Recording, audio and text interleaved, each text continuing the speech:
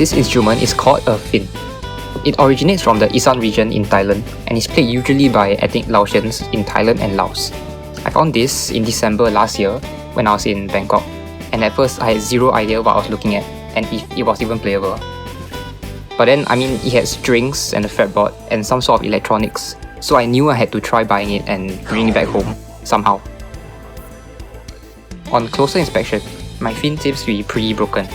The one I bought was missing its headstock, the strings wasn't aligned, and everything was rusty. So I decided to try restoring it completely with pretty much no experience at all. At that time, I thought that restoring it would be pretty easy, and I didn't think that I would end up spending months of time and effort in order to restore it.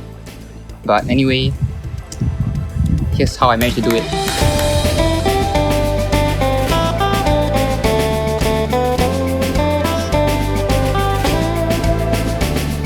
So I made a list of things I needed to do. I also wanted to compose an original song with me playing the Phin, which is kind of the main point, I guess, since my channel is supposed to be for composing music.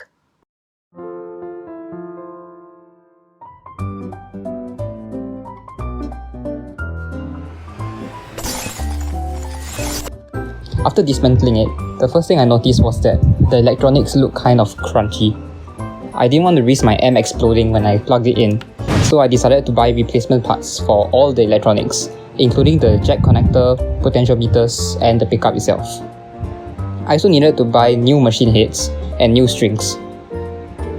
Most sources I found seem to agree that a traditional Phin is tuned to E, A, and E, and it seemed that just using the top 3 strings of an 11-gauge guitar would work fine.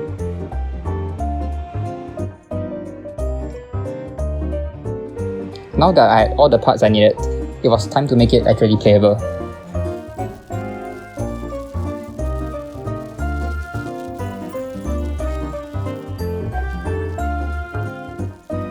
After installing the new machine heads and restringing it, I realized that the action was pretty bad, so I needed to file down the bridge and nut.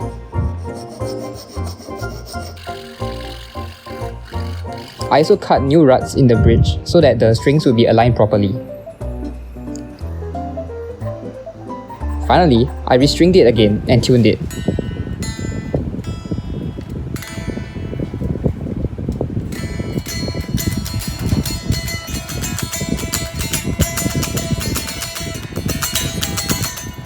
This is my first time actually playing the instrument after buying it, and my first impression is that it's pretty easy to play anything that sounds decent.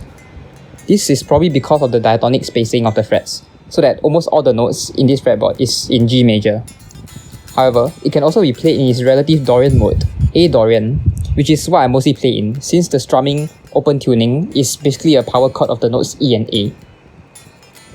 Overall, it's a pretty interesting instrument that allows for easy improvisation within certain keys, which seem to make up the majority of traditional ethnic music played on the Phin.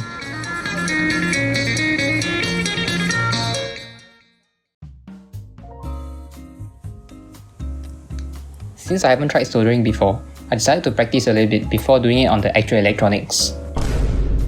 Next, I installed the new ports and jacks into the control panel.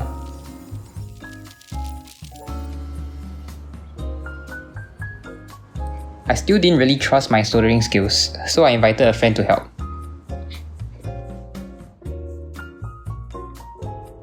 Finally, after a couple of hours, we were finished. It isn't pretty, but it seemed better than the previous one at least. All that's left was to install the whole thing into the main body.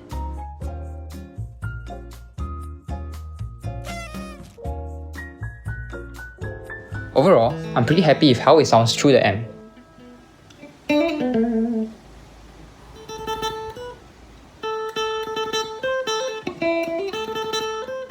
Thanks to the Strat single coil neck pickup, it sounds pretty bright and twangy, which is not bad for strumming and clean leads.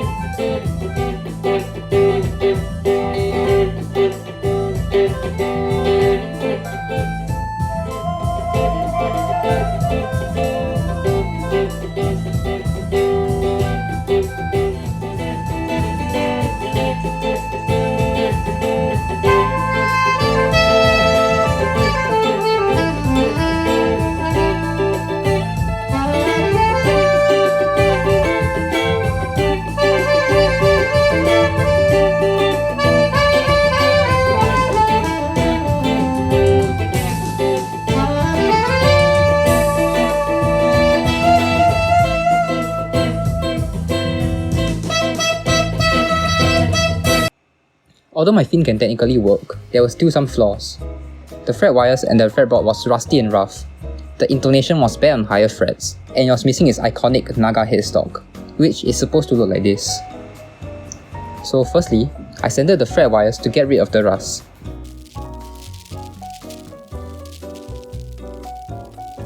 Next, I sanded off the varnish on the fretboard.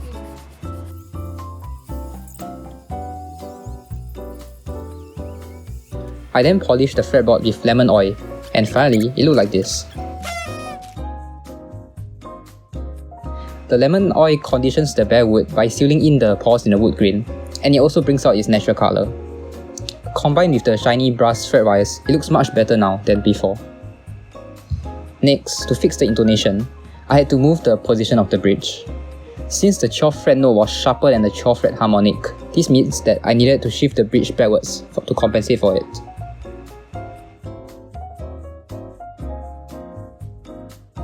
Finally, it was time to craft a new headstock.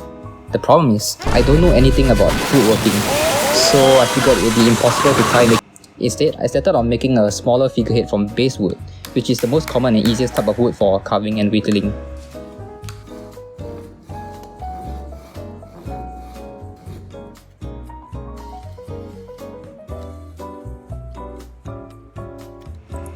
At this point, making anything complex was out of the question, so I decided to carve a simple bird.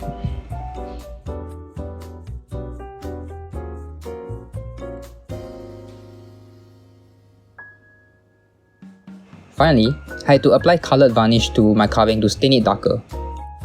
I got the colour slightly wrong, but I think in the end it still looks not bad. For the song, I wanted something that sounded big. I had this place in mind which I visited while I was in Thailand. So, for the reloading elements, I just layered a lot of orchestral percussion and drums for an intricate and full sound.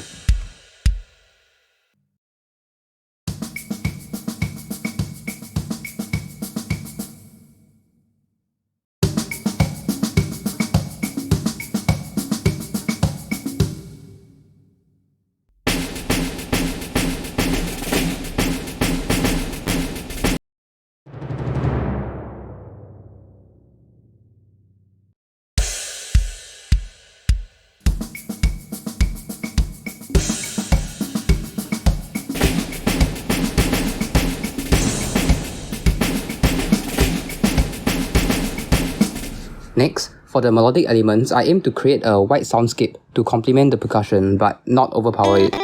So I added lots of reverb on everything too.